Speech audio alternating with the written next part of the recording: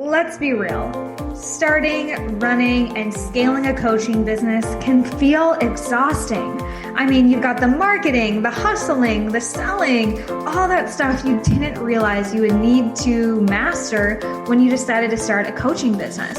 For anything like me, you started your coaching business to change the world, to improve the lives of others while improving your own. Well, the truth is, running a business doesn't have to be as hard as many of us have made it out to seem. And you don't even have to do all that hustling stuff if you don't want to. You really can get into flow, into your zone of genius, and get back to the work you were sent here to do. But you have to ask for help. You have to be willing to work in new ways. You have to be willing to open up your mind to mentors who might be doing it differently than you've ever considered. And you have to be willing to actually implement new ways of thinking and running your business. If you're up for that, stay tuned. I'm Hanna Hermanson, your certified coach, international speaker, author, and yes, the founder of Dream Life is Real Life and the host of this show. And I've been able to help hundreds of coaches build, scale, and enjoy their online businesses. Essentially, make their dream life their real life. And if you'd like help improving your business life and get your coaching business to the next level, we might be able to help you. Head on over to dreamlifeisreallife.com/show to get all the resources and episodes that we talk about in this community. You can join our Facebook community, you can find me on Instagram, but more importantly, if you're really ready to integrate what you learn here today and on other episodes, then you'll be able to set up a complimentary 10-minute chat with my team. Again, at dreamlifeisreallife.com/show, no strings attached. We love getting to know you and seeing what are the right next moves for you. But now let's get on to the show. In this podcast, you'll find the real people, concrete tactics, and weekly motivation and inspiration to make your dream life and business real. I started this podcast to bring you the role models that I never had. We talk to successful entrepreneurs, freedom seekers, business owners, and people living life on their own terms. To be a true leader, to create the legacy you desire, and to live in alignment, you need a tribe lifting you up. And I've made it my mission to be your tribe, to bring them to your ears at least, because after all, we are all in this together. Now, let's cue the music. All right. I think we're live and alive with our good friend and a current client of ours, Ange. Ange Davis is a lifelong, decade-long, a friendly face to me, and some of you as well, perhaps. I've known Angie for a few years through other lives and things that we've done. She's a registered yoga teacher. She is teaching yoga. She's also in graduate school for, tell us exactly what, yoga therapy? Yeah, studying transpersonal psychology counseling.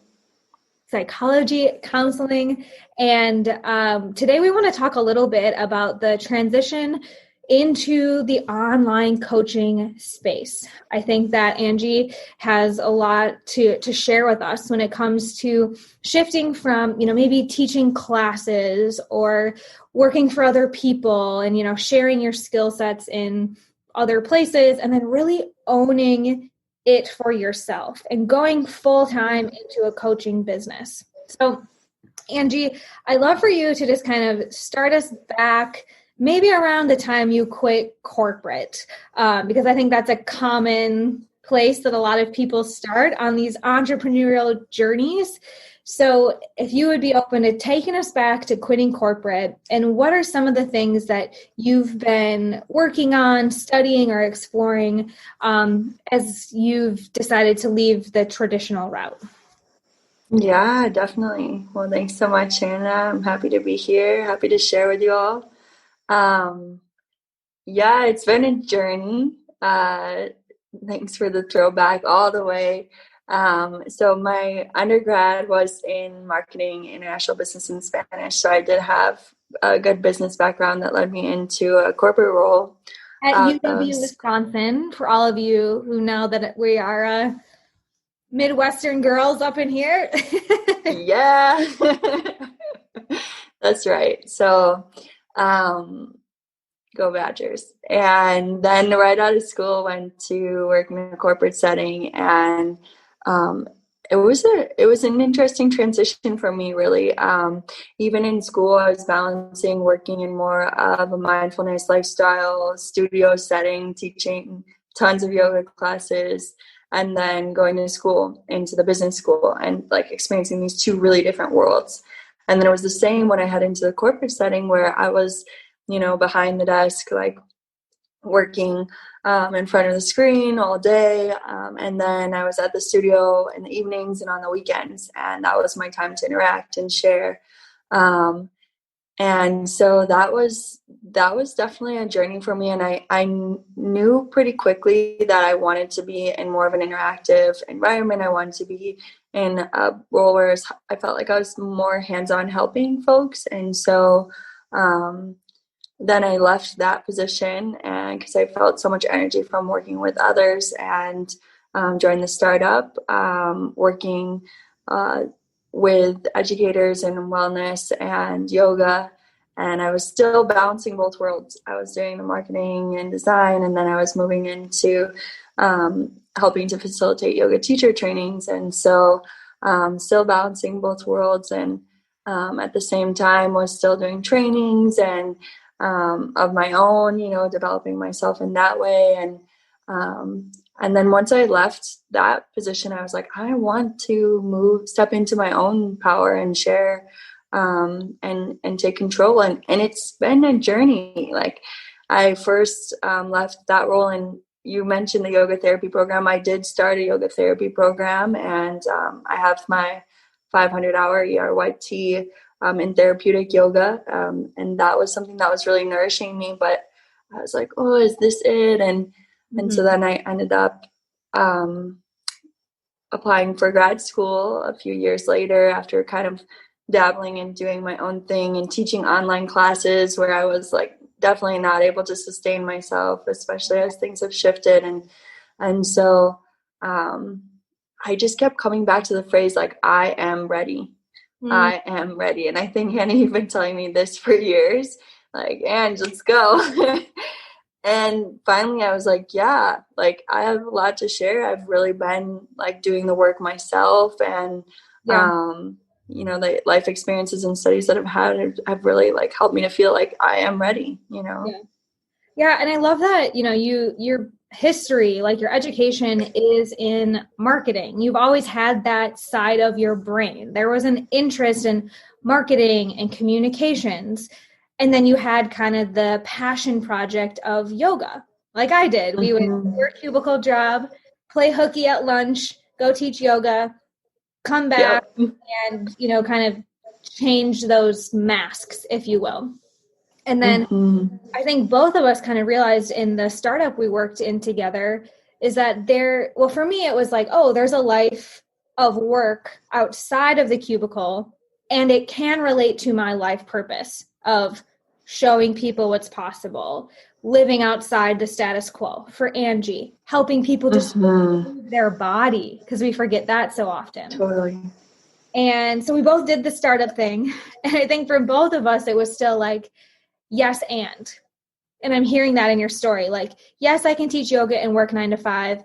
How about more? Yes, I can work in a startup that's focused on mindfulness. How about more? And your more was down the education path of, grad school, more certifications, 500 hours, yoga teacher training. That's a lot of time, people. And I'm curious for you, in the several years of studying, more training, more certifications, more courses, what did you actually learn in those years of studying? Yeah. Well, I think it's just the application, like the application of what I'm experiencing personally, right? And I think that's really what has come through for me in the yes and is like, yes, I am working through this graduate degree right now, and I can start my own business and move into coaching. And it's taking all of the little things that have resonated with me throughout the years, whether it's certain readings or certain professors or pieces, and those are all going to be integrated into what I share. So it's like those resonant pieces are coming through. I'm feeling it now, even as I'm working through school and I'm holding space for coaching, and I'm like, whoa, like it's all possible. Like we can hold space for all of it. Yeah. And personal experience, it helps us, like the pains and problems we've come through have like really helped to lead me into the coaching role that I am now. Yeah, I love that. And I think that there's so much value in the school of life. Like you need to have something to offer people if you're going to start a coaching business. But so much of it is what we've learned through our own experiences. And Angie, you started graduate school this fall, psychology and therapy. Yet you started your business before you graduated. How is that possible? Right? How could you really be ready before you had the, diploma piece of paper in your hand? Right. Well, and it's really interesting because one, like even in my personal like practice and in contemplative practice, there's always this question of like, like how much are we like seeking outside and like this need to know more instead of sitting with what we already know. Like what is the embodied wisdom that I already have, I've experienced it, it's within me, and how can I like create more space to listen to that and let that come through. So that feels really really rich to me in that sense. And then, I think you said to me maybe a little while back was just like, there's, you have all of these different learnings and things, like you've invested all of this time, this energy, you have all this knowledge, like let's bring it forward. It's time, And for me, it's like, it's, trusting that everything's kind of flowing in its own process, and like the coaching is helping me to move through my other work, and my schoolwork is helping to influence my coaching, and my personal experiences of heartbreak and interpersonal relationships, communication and healing, like it all just ends up intertwining. Right. And you had so many of those experiences and, wealths of education. And so you now you're a coach. You have high ticket paying clients that you are helping work through what? Yeah. So I'm right now with all of these things you've done. Yeah. Yeah. So it's all really channeled into how I can help people to heal heartbreak. Yeah. So that's really become my focus, and everything has really led there, and a lot of like my own personal experience, my own personal pain, like how I could look back and see at how all these different trainings and practices and experiences, relationships have helped me to come to certain realizations and certain kind of like, all right, here, like I have a really good sense of how we can find our way through this. So let me see, how can I help someone else that's struggling with it so that they don't have to spend years finding their way through it, or hundreds of dollars through all these different trainings. It's like, hey, I can help you out here. Yeah. Here's the shortcut I figured out. I'm a few steps ahead of you, so I can coach you. I can help you. Come on over. Yeah. So I'm going to tell a quick story, even though this is your story. No, I want to hear it. Bring it on. Yeah. So Angie, I remember you were leaving the startup, and it was like, Hanna, like, let's talk. I want to figure out what I should do, knowing that's what Hanna does during the day. So we're chatting as friends. And I want this to be a lesson for anyone who's wondering about those first set of clients and maybe when's the right time. So I was really foraging my coaching business. Angie was still exploring. And this was 2017. This is like 3 years ago. Angie, I gave you the program. I was like, okay, I'm not going to charge you for this. Like, just go watch these videos. I'll talk you through it. Like, we're friends. Okay, Hanna. I don't think you ever did anything with it. Then Yeah. when you started getting the sense that you're ready this year, we've been friends, we've been hanging out. If we would have had a real wedding, you would have been invited, but 2020 didn't allow that. And then, Angie, there was something happening in your world, this sense of I'm ready that was coming through when then you called and said, hey, I'm ready to actually do this thing. It's time for me to start actually making money. And I said to Angie, I was like, well, the only way that this is going to work is if you're actually invested.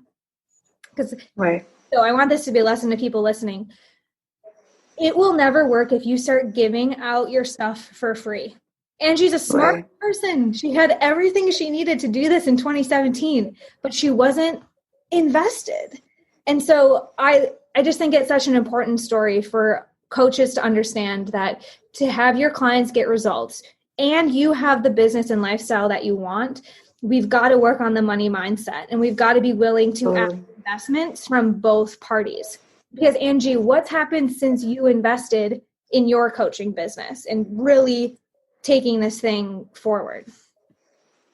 Yeah, I mean, I think I'll just say too, one of the big blocks for me at that time was just not knowing what part of my process, there was so much of my own personal process I was moving through. I wasn't able to find clarity in what is it that I can offer. I had to find my way to this other side and be like, oh, right, that's what it was. So just feeling into those blocks and then just taking the action step. That's really big. It's just for me in this time has been all right, one, dropping into I am ready. And so what's the next step? Instead of being and I was ready for you in 2017, but you had to be ready for you. Exactly. Yeah. No, for sure.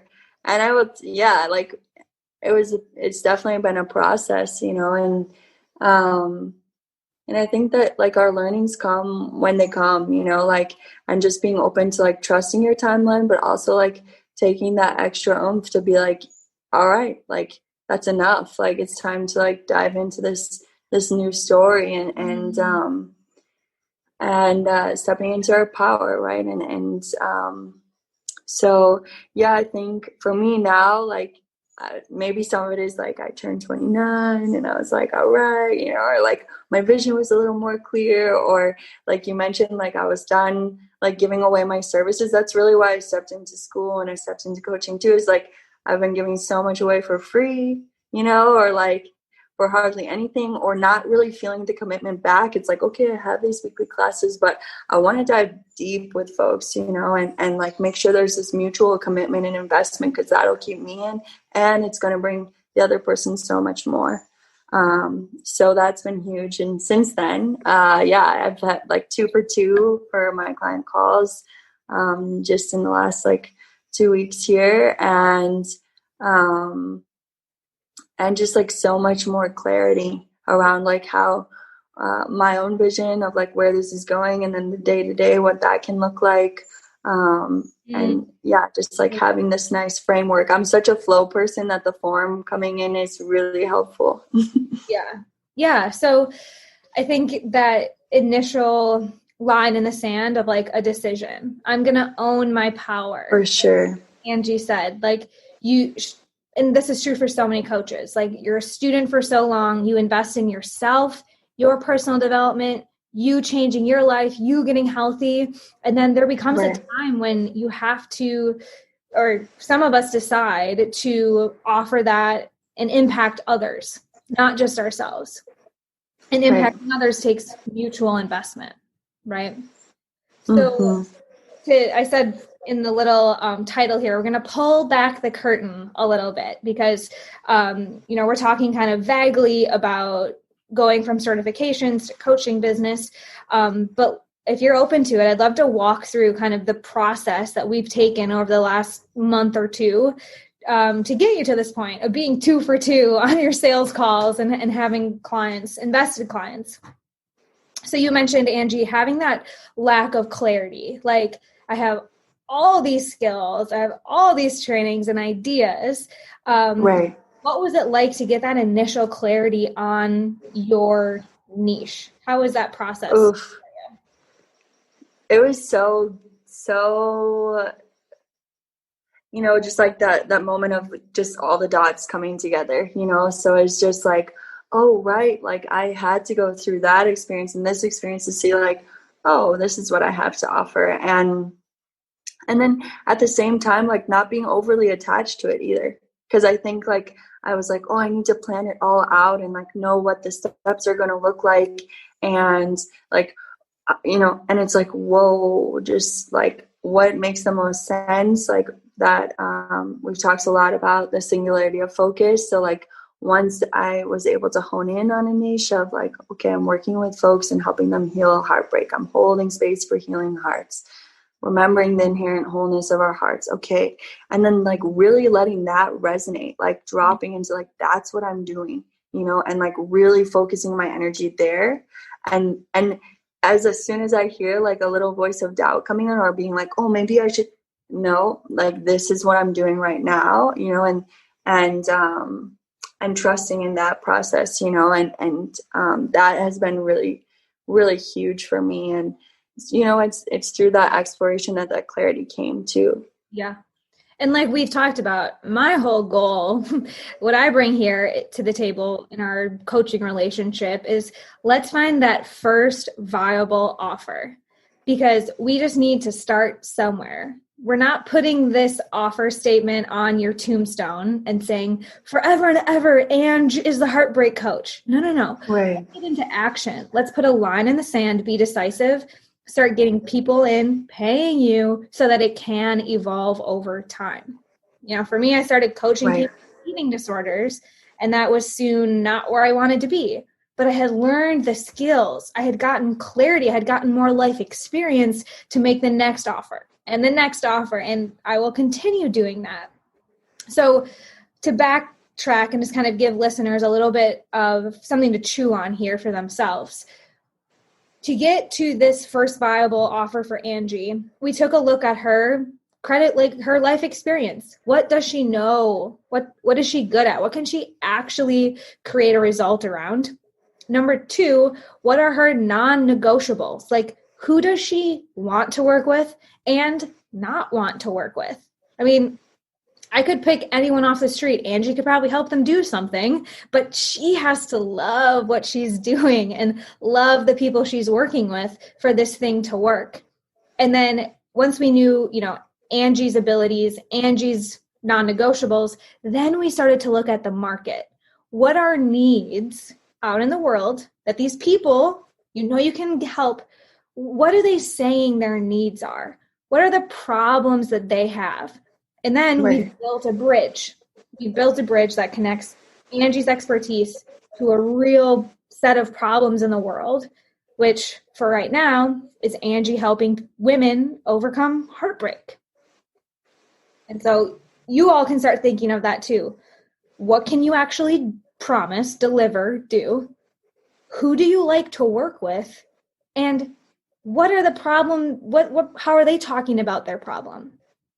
So that's the first piece. That was the clarity piece of really starting this coaching business. And then, Angie, you mentioned you've been getting on sales calls. And in the program, we go clarity, connection, credibility. So how has it been learning how to communicate and share this and connect with clients online? How's that process been? Yeah, well, it's interesting too, because I think I was just thinking back to around like that 2017, 2018 mark, even into 2019, where I was really in a phase where I wanted to bring as much of my work offline as possible. And I wanted to move away from screens, and I just wanted to, just like feel into like the presence of the people around me and trust that the work would come through there. And then of course we, move into a pandemic where everything is shifting online and folks can't really meet in person. So I think that's a really big part of it for me, is like figuring out a balance of how to embrace like these tools and how to like see how we can serve each other through them. So for me, like what has helped me most is one, like making sure there is that mutual exchange of like, I'm spending my time before the screen because I know that we can make a difference in working together, and it's going to be like a mutual exchange, mutually beneficial. And it's not going to feel draining then, right? Like it's going to feel like both of us are being nourished by that time. That's really important to me. And then I think, like, even like before I had a coaching call this morning, I was like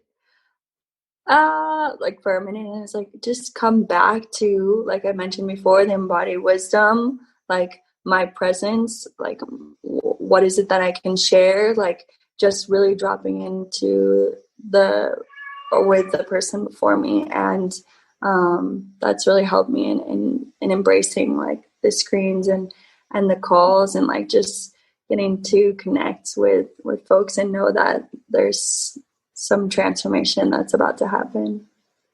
I am so glad you shared that, because the intention is everything.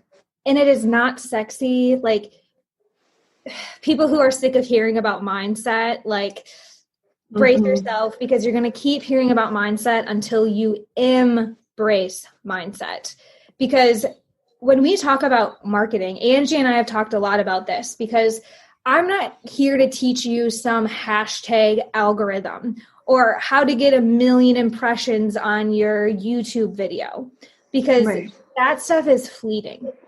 What we are doing, what we teach, what Angie is working, the system that Angie is working, is setting an intention, getting curious, and making real connections with people. And yes, right now we can use platforms like Instagram, Facebook, and YouTube, but the principles that come from learning how to genuinely connect with people on the other side of a screen, on the other side of a billboard, yellow pages, TV channels, like wherever you want to be marketing, you have to know those basic principles of intention, connection, and curiosity. And I'm so glad to highlight that, because it's tempting for me sometimes to be like, here's the quick formula, here's the hashtag, here's like all these little things, because that's what people are looking for and what's sexy right now. Right. But inside the program, it's like intention and connection, and you can do it on screen or off screen. So thank you for sharing that. And speaking of like connection, where in the world are you right now? I'm dropping in from Costa Rica right now. Yeah. Okay. Costa Rica. We'll be in Colorado in a couple of weeks. Who knows? Yep. Yeah. So then the other piece I mentioned, so we always move through with clients: clarity, who you are, what you offer; connection, how to actually, communicate with real people and enroll them into your program, have sales conversations like Angie's mentioned. And then the third piece is credibility, because you cannot be the only person talking about you in today's coaching world. There are just too many voices, too much noise. Angie, we're not even through the program yet, but you're already starting to attract opportunities where other people are talking about you. So how are you feeling about that sort of like collaborative nature of continuing to grow and scale and really legitimize your coaching business and presence? Yeah. Well, I feel I'm very pumped about it. I'm very grateful for the opportunity to share in different platforms and different spaces and with different people. And I think for me, it's just similar to the coaching process, where it's this collaborative, co-creative experience, where we're getting a chance to connect with one another and to really like recognize each other and how we're showing up and what we have to offer. And so I think as much as we can celebrate each other and the work that we're doing, and just be like open about our experience, I think that's really powerful, and then it creates space for someone else to learn about how they might be helped by it or connected through it. And so it feels good to me. And feel good, right? The feel good marketing is what we're all about here. And Angie has the credibility to, tell her story. By telling your story, you will build that intimacy. By sharing with people what you've gone through, what your heartbreaks might have been like before you graduated. Again, this goes back to like, what is the real credential you need? And it's the ability to clearly and credibly connect with people who you can help. So studying is great and it's beautiful for your job, but it's going to come down to your ability to make that personal connection, right? Right. And I think that comes so much through reflection, right? And like, for me, when you said that, I was thinking like, what part of my story over the last decade have I not shared as much about? And it's heartbreak, really. That was more of an internal process that I was moving through. And so then to be able to give voice to it and to be able to help other people that might not be giving voice to it themselves, like to recognize like, hey, we know this is a real process that we move through, like, just feels really resonant. Yeah. And since you brought that up, I have one last question around all of this like process and our 3 C's. Okay. Because we've talked a lot in our coaching calls about the difference between coaching and marketing. And so kind of bringing it back to the beginning, when you were in the marketing world for corporate, and then you were in the yoga space, which is, a lot of spirituality and Sanskrit and words and phrases, that don't always translate to marketing. So how has your understanding of the difference or the relationship between coaching and marketing evolved in the last,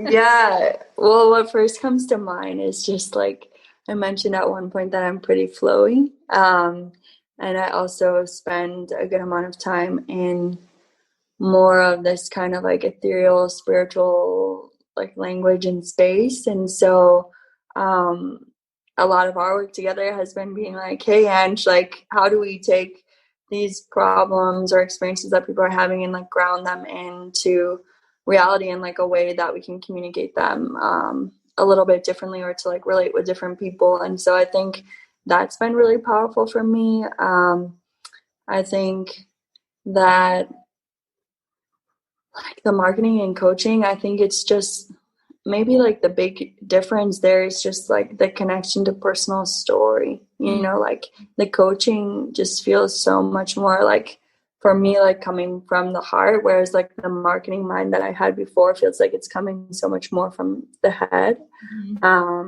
And so then just like finding this like balance in between both to keep things moving and to keep things growing. And I don't know if that kind of answers what you're thinking of. I honestly haven't heard it verbalized as the head and the heart. And I think that's a really great way.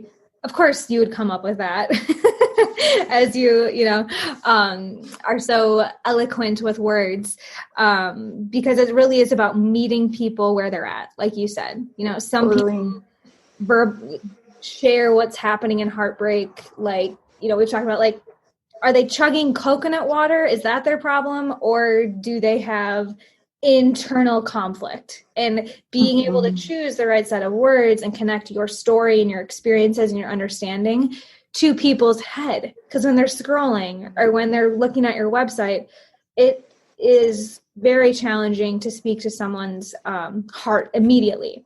That comes in the coaching conversation. So I love that. Right. Thank you. Cool. Metaphor. Yeah. Yeah, so good. So just to recap for, coaches listening who might be going through certifications or wondering, when am I going to be ready? What do I need to start getting clients? First, it comes down to the decision that you're willing to do the work and willing to fulfill your purpose. And then it's working through clarity, connection, and credibility. Like our star student and good friend, Ange, has been a beautiful example of. Yeah? Yeah. It reminded me too, I was literally carrying a water bottle around for like the few months leading up to our time working together that said on it, "You are ready." So just like also that power of message and, just seeing things around us is so powerful. Okay, I know how much my water bottle because mine says "Ope" and beer. brewery stickers. I guess it says Boss Babe. If you Yeah, can Boss Babe for sure. send me stickers. No, I'm just kidding. Yeah, so stop waiting for the sign. Create your sign. And be willing to invest in yourself, right? Mm-hmm. Well, Ange, for those who are connecting to your head and your heart and want to continue to follow your journey, learn more about you and what you do, where can they connect with you? Yeah, so you can find me on Instagram at Here Whole Heart. And then you can also find more information about my movement and meditation practices and coaching offerings on thegrounding.org. And then obviously you can find me through Facebook as I'm linked probably in this video. So the community. Yeah, you can find her in our Facebook group for sure. And we'll make sure we have links to everything because Ange is a beautiful soul and power that you will want to connect with, whether or not you have a broken heart, and especially if you're, going through some grief or heartbreak. So thank you so much, friend. Yeah. I always appreciate Thank you so much. Sharing is caring. I'll see you, Angie, on our next coaching call. And the rest of you watching and listening, I'll be back next week with another inspiring guest that will help you make your dream life your real life. That's right, friends. That'll do it for our show today. But remember, if you're really ready to implement and take these ideas into action, then hop on over to dreamlifeisreallife.com/show, and you can access all of the resources we talked about, and more importantly, set up a complimentary 10-minute phone call with my team so that we can help you get clarity and some concrete action steps in place so this doesn't just become another one of those feel-good moments, but an opportunity to actually make a change in your life and business, because all good things come in action. So we'll see you over there at dreamlifeisreallife.com/show and next week here on the show.